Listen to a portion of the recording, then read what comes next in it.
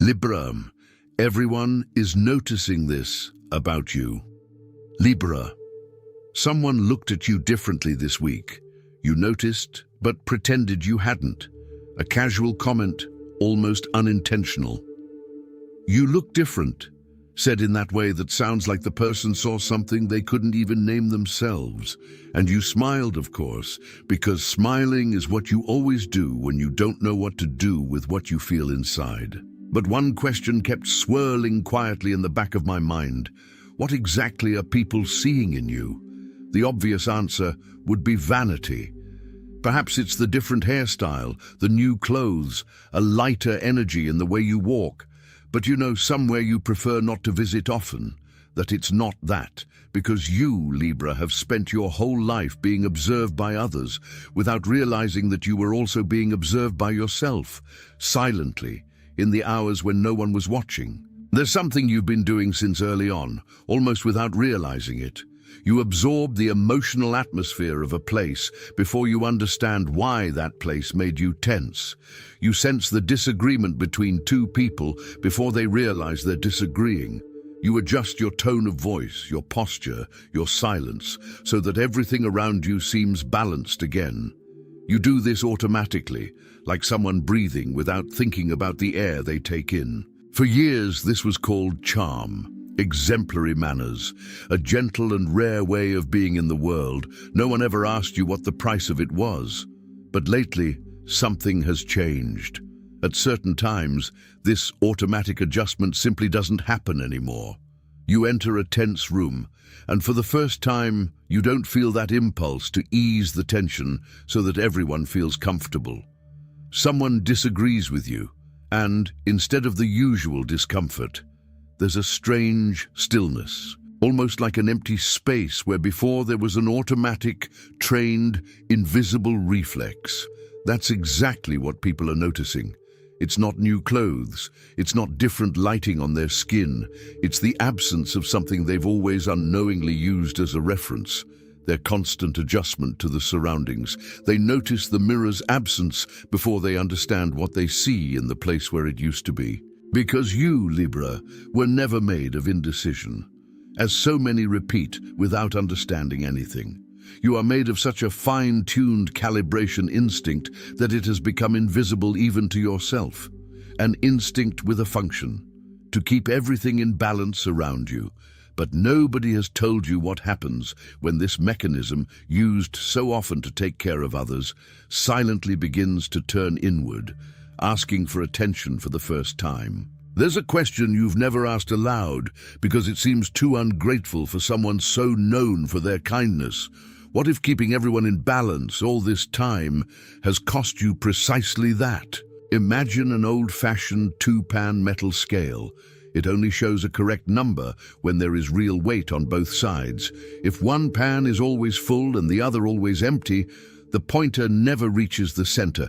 It only pretends to be balanced, stuck in a position that seems stable but isn't. And you, without realizing it, have been that scale, placing everyone's weight on one pan year after year and leaving the other pan there, empty, waiting for something that never arrived. Now something in this old mechanism has begun to fail. And the first reaction isn't relief, it's fear. Because if you stop calibrating the world, who's left at the center of that scale? And what if, instead of a breakdown, this is the first sign that something inside you is really asking to be heard in its entirety for the first time? It was while searching for answers to this that I found this digital book. It doesn't treat Libra as a problem of indecision to be corrected, but as a calibration instinct that ultimately needs to be directed inward as well. The divine path that guides your zodiac, sign to a life of purpose, starts precisely from this point, the moment you realize that true balance requires two full plates, not one eternally empty plate waiting for the other. It shows you, step by step, how to recognize your own weight, without guilt, without needing to justify it to anyone first. You're probably still processing what you just heard. There's a quiet discomfort there, not exactly pain, but something akin to recognition. It's the kind of truth that unsettles because it's too precious. And it's precisely in this state, still awake, still sensitive, that real change becomes possible, before daily life convinces you, once again, to revert to autopilot. The link is in the first pinned comment, but be aware, this content may be taken down. Click now and download your copy. Meanwhile, leave a comment below. At what point did you first realize that you were taking care of everyone else's well-being, but not your own? Imagine an old-fashioned scale for a moment, but in a different way. What if the empty plate wasn't empty because of a lack of weight, but because every time something tried to settle there, a hand, your own, quickly removed it before anyone could notice? There's a hidden protective mechanism within all that gentleness, because keeping others balanced is also a safe way to never have to expose yourself. While you're gauging the emotional climate of the room, nobody is gauging yours. And for a long time, that seemed like protection, control, security. But lately this control has been cracking, and that's where the discomfort you feel, which you still can't quite name, lies. Because when the automatic adjustment mechanism fails, there's no neutral void in its place. There's a huge, almost frightening question. Who are you when you're no longer mirroring anyone else? There's an old stained glass window in certain churches that only truly exists when light shines through it. In the dark, it's just colored glass, quiet, without function. And for years you were like that, a person who only seemed to fully exist when you reflected, with impeccable precision, the emotional light of those around you. Praised, admired, sought after, but always in relation to another source of light, never your own. What if, for a moment, the light stopped coming from outside? What would happen to the stained glass window? Would it disappear? Or for the first time, would it have to discover if it too holds some light of its own, stored, dammed up, waiting for a reason to shine through from the inside out? This is the question behind everything people have noticed about you this week. They haven't noticed an absence. They've noticed a beginning, the beginning of a light that for the first time may be trying to shine from within and not the other way around. If you go back a little further in time, perhaps you'll find the root of it all, somewhere in childhood, in a moment too small to seem important at the time. Maybe it was a house where silence was safer than disagreement. Maybe it was realizing as a child that when you soften an argument between adults, the atmosphere becomes more breathable for everyone, including you. And there, without anyone having explained anything, an entire system began to form, perceiving tension before it turns into conflict and dissolving it before it hurts. This is not weakness. It is, in fact, an early and sophisticated form of emotional intelligence, built too early by a child who simply wanted to ensure that the world around them remained stable. The problem is that systems built in childhood rarely come with an instruction to shut down. They simply continue running decades later, even when the child who needed them has grown up, and even when the surrounding environment no longer demands that level of constant vigilance. You grew up with a keen radar for others' discomfort, but no one taught you to point that same radar inward. No one said that at some point it would be necessary to ask, and my discomfort, who feels it first? This question doesn't invalidate your sensitivity. It simply includes you within the circle of care that you have always so generously reserved only for others. Think about the last few weeks. There was a moment, perhaps small, perhaps almost imperceptible, when someone expected your usual reaction, that automatic softening, that it's okay, don't worry, and you simply didn't deliver. Not out of anger, not out of rebellion, just out of genuine weariness of continuing to pretend that everything was all right when inside it wasn't. And the person on the other end felt it even before understanding what they felt. Your silence, there where there has always been a kind response, carries more weight than any speech. Because people don't memorize what you say, they memorize your pattern. And when the pattern changes, even if only for a second, something within them awakens. uneasy, trying to understand what has changed. It's funny how a missing note in a song can sometimes be heard more than all the others combined. You've probably felt this listening to a familiar song. The unexpected silence before the chorus weighs more than the chorus itself. And it was exactly this kind of silence that you started letting slip away, little notes that you always played to calm others and that suddenly simply stopped sounding. The nagging question that remains is this you breaking something important? Or is it the first time in a long time that a true part of you is finally being heard, above the arrangement you yourself composed for others? That silence you let slip, that missing note, perhaps it's the first sign that something within you is asking for space to exist without needing to appease anyone first. It's precisely this recognition that the divine path that guides your zodiac sign towards a life of purpose works on with you. It doesn't teach you to be kinder, you already are. It teaches you to keep that kindness for yourself as well. The last copies are running out, and this content is likely to be taken down without warning. If this story touched a real nerve with you, now is the time to act, not after the discomfort has passed. The link is in the first pinned comment. The last copies are running out. Click now and begin your journey toward the clarity and genius you deserve. There's an image that might help to understand what's at stake here. Imagine a stringed instrument that since forever has only played someone else's sheet music. It was tuned, adjusted, calibrated to perfectly reproduce the sound that others needed to hear. And it was very good at it, so good that no one ever thought to ask if that instrument had its own melody, hidden away, that never had the space to sound. Now consider what happens when, for a second, that instrument is left alone. No sheet music in front of it, no one expecting a specific sound. The first impulse is silence, because there are no clear instructions on what to play when no one is asking for anything. And that silence can seem, at first glance, like a frightening emptiness. But within this silence, there is also a rare, almost sacred question. What if, instead of emptiness, this is simply the instrument waiting for the first time to feel its own impulse to play? Not because someone asked it to, not because the room needs balance, but because there is, inside, a genuine note that has never had the chance to sound on its own. You've carried this your whole life. The rare ability to sense exactly what others need to hear. But no one has ever asked you what you yourself need to say when you're not reacting to anything, when you're not calibrating anything, when it's finally just you without an audience, deciding what sounds true.